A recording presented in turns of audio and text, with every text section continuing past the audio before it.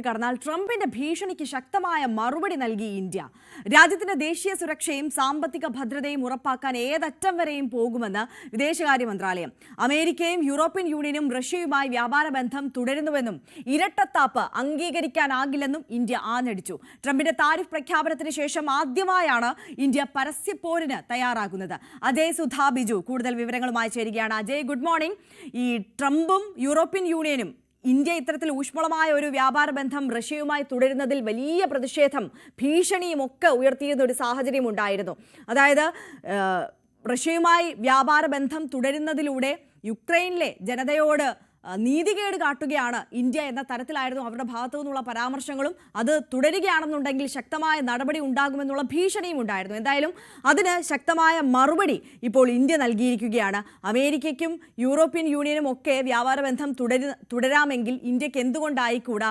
അപ്പോൾ ഈ ഒരു നിലപാട് സ്വീകരിക്കുന്നത് ഇരട്ടത്താപ്പല്ലേ എന്ന ശക്തമായ ചോദ്യം ചോദിക്കുകയാണ് ഇന്ത്യ, അല്ലേ? അതെ, തീർച്ചയായിട്ടും. എത്ര അടുത്ത സുഹൃത്താണെങ്കിലും പറയേണ്ടത് മുഖത്ത് നോക്കി തന്നെ പറയണം എന്നുള്ള നിലപാട് തന്നെയാണ് ഇന്ത്യ ഇപ്പോൾ സ്വീകരിച്ചിട്ടുള്ളത്. ഇന്ത്യ US ഈ ഒരു താരിഫ് നയങ്ങൾക്കിടയിൽ ഇന്ത്യ ആദ്യം സ്വീകരിച്ചിരുന്നതെല്ലാം ഒരു മയപ്പെട്ട നിലപാടായിരുന്നു. അമേരിക്കയോട് ഒരു തുറന്ന പോരിന്, ഒരു തുറന്ന വാക്പോരിന് ഇന്ത്യ ഇതുവരെ ഇറങ്ങിയിരുന്നില്ല. എന്നാൽ ഇപ്പോൾ ആ ഒരു കാര്യവും മാറ്റിവെച്ചുകൊണ്ട് ഇന്ത്യ ശക്തമായ മറുപടി തന്നെ നിലവിൽ അമേരിക്കയ്ക്ക് കൊടുത്തിരിക്കുകയാണ്. രൺധീർ ജയ്സ്വാൾ, വിദേശകാര്യ വക്താവായിട്ടുള്ള രൺധീർ ജയ്സ്വാളാണ് ഇത്തരത്തിലൊരു പ്രസ്താവന ഇറക്കിയത്. ഈ ഒരു പ്രസ്താവന ഇത്ര കടുത്ത ഭാഷയിൽ ഒരു മറുപടി കൊടുക്കാനുണ്ടായ സാഹചര്യം കഴിഞ്ഞ ദിവസം ട്രംപ് തൻ്റെ ട്രൂത്ത് സോഷ്യൽ അക്കൗണ്ട് വഴി ഒരു പോസ്റ്റ് ഇട്ടിരുന്നു. ഇതിൽ പറയുന്നത് ഇന്ത്യ റഷ്യയിൽ നിന്ന് എണ്ണ വാങ്ങുന്നത് അത് ഇന്ത്യ ഉപയോഗിക്കുക മാത്രമല്ല, അത് ആഗോള മാർക്കറ്റിൽ ഇന്ത്യ മറിച്ചു വിൽക്കുകയും ചെയ്യുന്നു. യുക്രൈനിൽ കൊല്ലപ്പെടുന്ന സാധാരണക്കാരായ ജനങ്ങളുടെ ജീവന് ഇന്ത്യ യാതൊരു വിലയും കൽപ്പിക്കുന്നില്ല. അതിനാൽ തന്നെ ഇന്ത്യക്ക് മേൽ വയ്ക്കുന്ന താരിഫ് അത് US ഇനിയും വർദ്ധിപ്പിക്കും എന്നുള്ള ഭീഷണിയാണ് ട്രംപ് കഴിഞ്ഞ ദിവസം ട്രൂത്ത് സോഷ്യലിലൂടെ മുഴക്കിയിരുന്നത്. ഇതിനുള്ള ഒരു മറുപടി എന്നോണമാണ് രൺധീർ ജയ്സ്വാൾ ഇന്ത്യയുടെ നിലപാട് അത് വ്യക്തമാക്കുകയും ചെയ്തത്. അദ്ദേഹം സൂചിപ്പിക്കുന്ന ഒരു പ്രധാനപ്പെട്ട കാര്യമെന്ന് പറയുന്നത് ഇന്ത്യ റഷ്യയിൽ നിന്ന് ഇപ്പോൾ 36% എണ്ണ ഇന്ത്യയിൽ ഇറക്കുമതി ചെയ്യുന്നു. 36% എണ്ണ, ഇത്രയധികം എണ്ണ റഷ്യയിൽ നിന്ന് ഇറക്കുമതി ചെയ്യാനുള്ള കാരണം അത് അമേരിക്ക തന്നെയാണ്. പ്രത്യേകിച്ച് യുക്രൈൻ റഷ്യ സംഘർഷങ്ങൾ തുടങ്ങിയതിന് ശേഷം മിഡിൽ ഈസ്റ്റ് രാജ്യങ്ങൾ, ഇന്ത്യക്ക് പ്രധാനമായിട്ടും എണ്ണ കച്ചവടം ചെയ്തുകൊണ്ടിരുന്നത് മിഡിൽ ഈസ്റ്റ് രാജ്യങ്ങളായിരുന്നു. അവരവരുടെ ശ്രദ്ധ കൂടുതൽ യൂറോപ്യൻ രാജ്യങ്ങളിലേക്ക് എണ്ണ സപ്ലൈ ചെയ്യുന്നതിന് വേണ്ടി ചെലുത്തി. യൂറോപ്പ് അപ്പോഴാണ് റഷ്യയിൽ നിന്ന് എണ്ണ വാങ്ങുന്നത് നിർത്തി എന്നുള്ളത് ശ്രദ്ധേയമാണ്. അപ്പോൾ ഈ സമയത്ത് മിഡിൽ ഈസ്റ്റ് രാജ്യങ്ങൾ, ഇന്ത്യക്ക് പ്രധാനമായിട്ട് സപ്ലൈ ചെയ്തുകൊണ്ടിരുന്ന മിഡിൽ ഈസ്റ്റ് രാജ്യങ്ങൾ യൂറോപ്പിന് എണ്ണ സപ്ലൈ ചെയ്യാൻ തുടങ്ങി. ഈ സമയത്ത് ഇന്ത്യ റഷ്യയിൽ നിന്ന് എണ്ണ വാങ്ങിയിരുന്നു. US ഇത് ആദ്യഘട്ടത്തിൽ ഇന്ത്യയെ പിന്തുണച്ചിരുന്നു. കാര്യം ആഗോള എണ്ണ വില നിയന്ത്രിച്ച് നിർത്തുന്നതിൽ റഷ്യയിൽ നിന്ന് എണ്ണ വാങ്ങുന്നത് അനിവാര്യമാണെന്നത് കാരണം US ഇതിനെ സപ്പോർട്ട് ചെയ്തിരുന്നു. എന്നിട്ടാണ് ഇപ്പോൾ ഇന്ത്യയോട് ഇരട്ടത്താപ്പ് സ്വീകരിക്കുന്നതെന്നാണ് പറയുന്നത്. മാത്രമല്ല, യൂറോപ്യൻ യൂണിയനും അതുപോലെ തന്നെ അമേരിക്കയും റഷ്യയിൽ നിന്ന് വാങ്ങുന്ന സാധനങ്ങളുടെ പട്ടിക ഉൾപ്പെടെ ഇന്ത്യ ഇപ്പോൾ കൃത്യമായിട്ട് എടുത്ത് പറയുന്നുണ്ട്.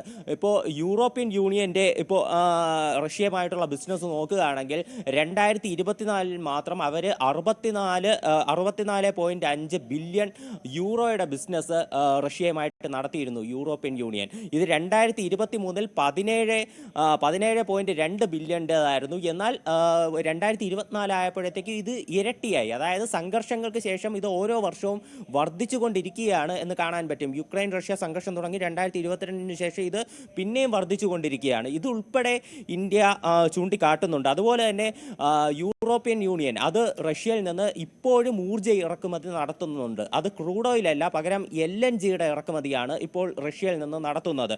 അത് 2024 നോക്കുകയാണെങ്കിൽ 16.5 mm അത് ഇറക്കുമതി ചെയ്തിരുന്നു. ഇത് 2022 15.21 mm ടൺ മാത്രമായിരുന്നു. ഇതാണ് 2024 ആയപ്പോഴേക്കും 16.5 mm ടൺ ആയത്. അതായത് സംഘർഷങ്ങൾ ആരംഭിച്ചതിന് ശേഷം ഇതും വർദ്ധിപ്പിച്ചിട്ടുണ്ട്. LNG ഇറക്കുമതി റഷ്യയിൽ നിന്ന് ഇറക്കുമതി ചെയ്യുന്നത് അത് യൂറോപ്യൻ യൂണിയൻ വർദ്ധിപ്പിച്ചിട്ടുണ്ട്.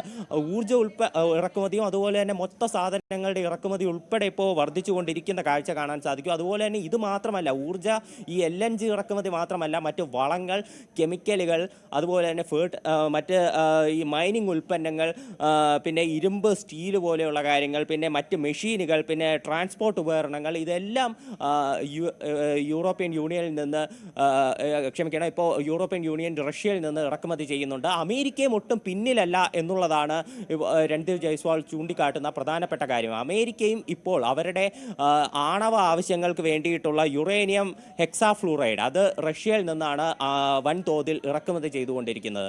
അതുപോലെ തന്നെ നമുക്ക് എല്ലാവർക്കും അറിയാവുന്ന കാര്യമാണ്, അമേരിക്ക ഇലക്ട്രോണിക് വാഹനങ്ങളുടെ ഒരു വലിയ ഇൻഡസ്ട്രിയാണ്. ഇലക്ട്രോണിക് വാഹനങ്ങളുടെ ഉൽപ്പാദനത്തിന് വേണ്ടിയിട്ടുള്ള പലേഡിയം അത് അമേരിക്ക